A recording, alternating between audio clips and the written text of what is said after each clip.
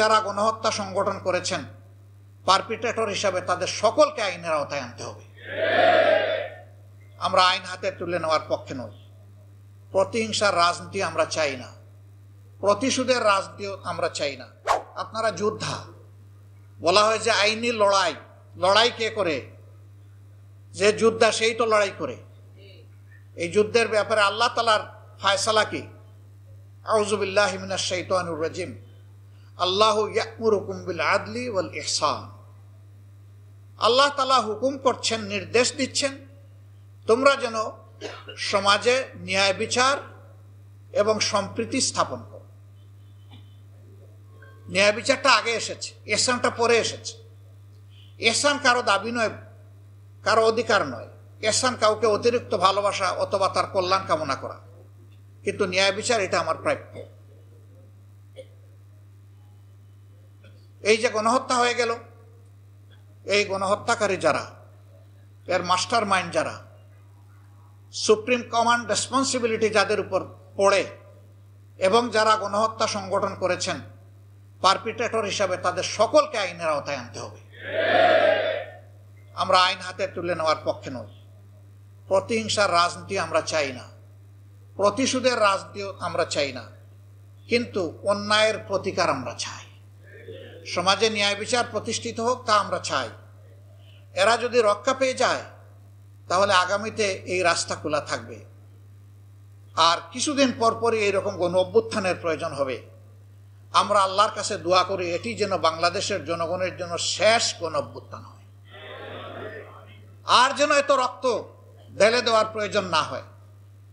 সংগ্রামী ভাই বোনেরা, এখানে সাংবাদিক সমাজ আছে, তারাও নির্যাতিত হয়েছেন, দেশে হয়েছেন, বিদেশে হয়েছেন। বিদেশেও সন্ত্রাসী গুন্ডা লেলিয়ে দেওয়া হয়েছে। আমি স্বচক্ষে একবার এটা প্রত্যক্ষ করার সুযোগ আমার হয়েছিল। আমি ইংল্যান্ড থেকে ফিরবো হিথ্রো এয়ারপোর্টে, দুইজন মানুষ ছায়ার মতো আমার সামনে যায় একবার, পিছনে যায় একবার, ডাইনে একবার, বায়ে একবার। আমি ডাকলাম, ডাকিয়া বললাম যে আর ইউ বাংলাদেশি? বলে ইয়েস। Are you Angel? এখন থেকে হা করে আমার দিকে তাকায়। বললাম আপনারা কি ফিরিস্তা? কেন এটা বলছেন? আমি বললাম তো আল্লাহ তো ফিরিস্তা লাগাই রাখছেন দুইজন, তা আপনারা কারা? একবার ডাইনে দেখি, একবার বামে দেখি, একবার সামনে দেখি, একবার পিছনে দেখি, আপনারা কারা? কিছু বলে না। আমি বললাম আপনারা কি বাংলাদেশ মিশনে এখানে আসেন? কয় জি। তো আমি বললাম যে আপনাদেরকে তাইলে আমার পিছনে লাগিয়ে দেওয়া হয়েছে নাকি? কিছু বলে না। আমি বললাম যে দেখেন, আপনাদের এই ঘোরাঘুরি আমার অপছন্দ এবং এটা অভদ্রতা। আমাকে ছেড়ে দেন, আমার পাশে ঘুরবেন না, যা পারেন ইচ্ছা করেন। আমি দেশের একজন নাগরিক। আমি আরেকটা দেশে গিয়েছি আমি ট্রাভেল করতে, সেখানে আমার সাধারণ একটা মানুষ আমি আমার পিছনে লাগাই দেওয়া হয়েছে দুইজনকে। এইভাবে দেশে কিংবা বিদেশে বাংলাদেশের কোনো মানুষ, হোক সে স্বদেশী, হোক সে প্রবাসী, হোক সে নিবাসী, সকলের শান্তি কেড়ে নেওয়া হয়েছিল। একজন সাংবাদিক বিদেশ থেকে অন্যায়ের বিরুদ্ধে প্রতিবাদ করেছেন, তার পরিবারের সদস্যকে হেনস্থা করা হয়েছে দেশের। মা বোনদেরকেও রেহাই দেওয়া হয়নি, তাদের ইজ্জত নিয়ে টানাটানি করা হয়েছে। আমরা নিন্দা জানাই। ক্ষমতায় বসা একজন বলতেন আমি মাদের কষ্ট বুঝি। তিনি বলতেন যে আমি মা হারিয়েছি, বাপ হারিয়েছি, আমি এরকম সন্তান হারা মা বাপের কষ্ট বুঝি, কিন্তু প্রমাণ তো পেলাম না। আপনি শেষ মুহূর্তেও তো লাল চোখ দিয়ে খুনেরই নির্দেশ দিয়ে গেলেন।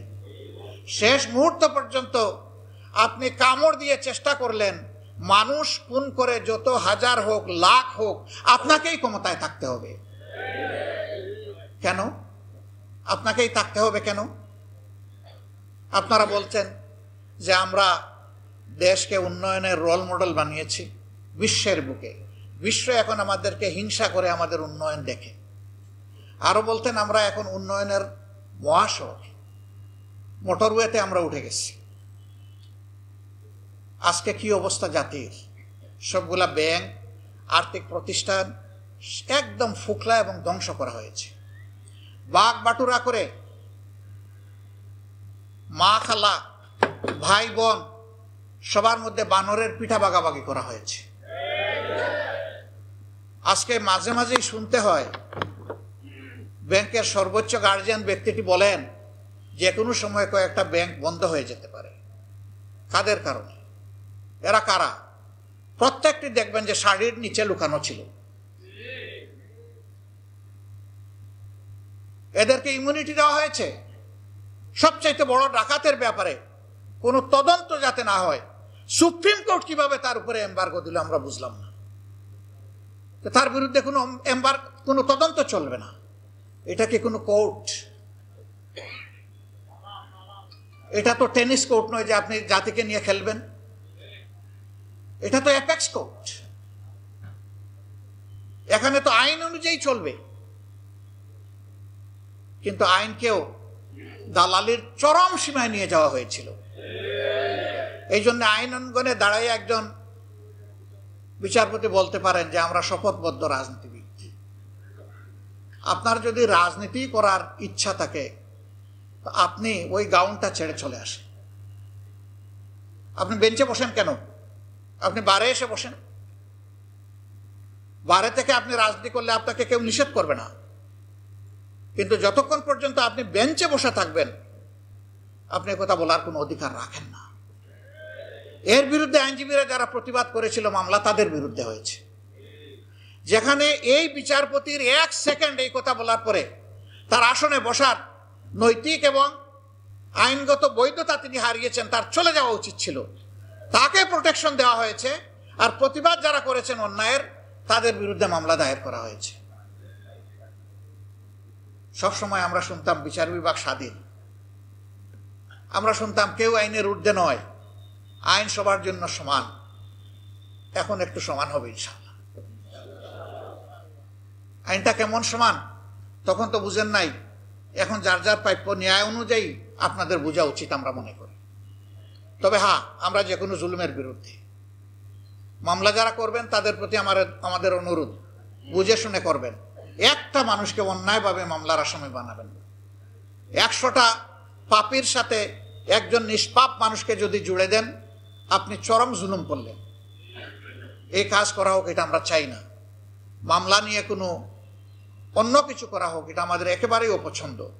এই জন্য আমরা আমাদের প্রিয় সংগঠনকে বলেছি, যদিও আমরা সবচেয়ে বেশি মজলুম, কিন্তু এই ক্ষেত্রে আমাদেরকে চরম সতর্কতার পরিচয় দিতে, এক আল্লাহকে ভয় করে কোনো মানুষের হক যাতে নষ্ট না হয় সেই দিকে খেয়াল রেখে কেউ যদি মামলা করেন আমরা তাদেরকে সর্বাত্মক আইনি সহযোগিতা দেবো ইনশাআল্লাহ। তাদের পাশে থাকব, তাদের পাশে থেকে সমান তালে লড়াই করব। কিন্তু আমরা যদি লক্ষ্য করি কেউ মতলব হাসিলের জন্য অন্য কিছু করছেন, আমরা তার সাথে নেই। কথা আমাদের একদম সাফসফা। সম্মানিত আইনজীবী বন্ধুগণ, ভাই ও বোনেরা, আপনারা যে জায়গাটায় বসে আছেন আপনারা আগুনের উপর দাঁড়িয়ে আছেন। নিচে আগুন, সামনে জান্নাত।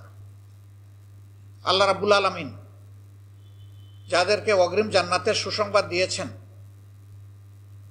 ইয়ামুত তালাকে, ময়দানে হাসরে যেদিন কোনো ছায়া থাকবে না, মানুষগুলা নিজের ঘামে ডুবতে থাকবে, সাঁতরাতে থাকবে, সেদিন 7 সম্প্রদায়ের মানুষের জন্য সুসংবাদ। এর মাঝে প্রথমেই বলা হয়েছে ন্যায়পরায়ণ বিচারক। আর বিচারের 2টি পার্ট, একটি বেঞ্চ আর একটা বার। এই 2টা মিলেই বিচার। বার ছাড়া কোনো বিচার নাই, বেঞ্চ ছাড়াও কোনো বিচার নাই। সুতরাং 2 জায়গায় আদল করতে হবে। আল্লাহ তাআলা আপনাদের যে সুযোগ দিয়েছেন এই সুযোগের সদ্ব্যবহার করতে হবে, অপব্যবহার করা যাবে না।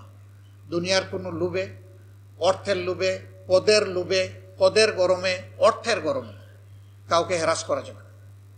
নৈতিক এই মানদণ্ড অবশ্যই বহাল রাখতে হবে। বিশেষ করে বাংলাদেশ জামাতে ইসলামীকে যারা ভালোবাসেন, যারা সমর্থন করেন, এই সংগঠনের সাথে মিশে যারা কাজ করেন, তাদের কাছে আমাদের আন্তরিক অনুরোধ যে এই বিষয়ে আপনারা সত্যের উপর অবিচল থাকবেন এবং সত্য থেকে এক চুল পরিমাণ আপনারা নড়বেন না। তাহলে ইনশাআল্লাহ আপনারা সত্যকে আদালতে প্রতিষ্ঠিত করতে পারবেন এবং আদালত আদলের উপরে প্রতিষ্ঠিত হবে ইনশাআল্লাহ। কিন্তু সবাই যদি নড়ে যায় যে ঠিক আছে অন্যরাও নড়লো, আমি একটু কম নড়লাম, তাইলে সবই নড়ে গেল, আর কিছুই বাকি থাকলো না। এখানে কম বেশির কোনো ব্যাপার না। নড়ছেন তো আপনি নড়েছেন, আপনাকে অটল থাকতে হবে এই জায়গাটায়, ধৈর্য ধরতে হবে। মামলা মোকদ্দমার ব্যাপারে এখানে কোনো দাবি আমি জানাবো না। দাবি জানাতে হবে কেন? যাদের ত্যাগের বিনিময়ে, যাদের বিরুদ্ধে অসংখ্য অজস্র মিথ্যা মামলা দায়ের করে হ্যারাস করা হয়েছে, এখন তো সরকারের উচিত তাদের ওই হ্যারাসকারীদের বিরুদ্ধে এখন মামলা দায়ের করা। আর যে সমস্ত হয়রানিমূলক রাজনৈতিক মামলা করে মানুষকে কষ্ট দেওয়া হয়েছে, যে সমস্ত মানুষকে হ্যারাস করা হয়েছে, তাদেরকে কাল বিলম্ব না করে তাদেরকে খালাস করে দেওয়া। তারপরেও তাদের যে ক্ষতি হয়েছে ওদের কাছ থেকে সেই ক্ষতি আদায় করে তাদের কাছে তুলে দেওয়া।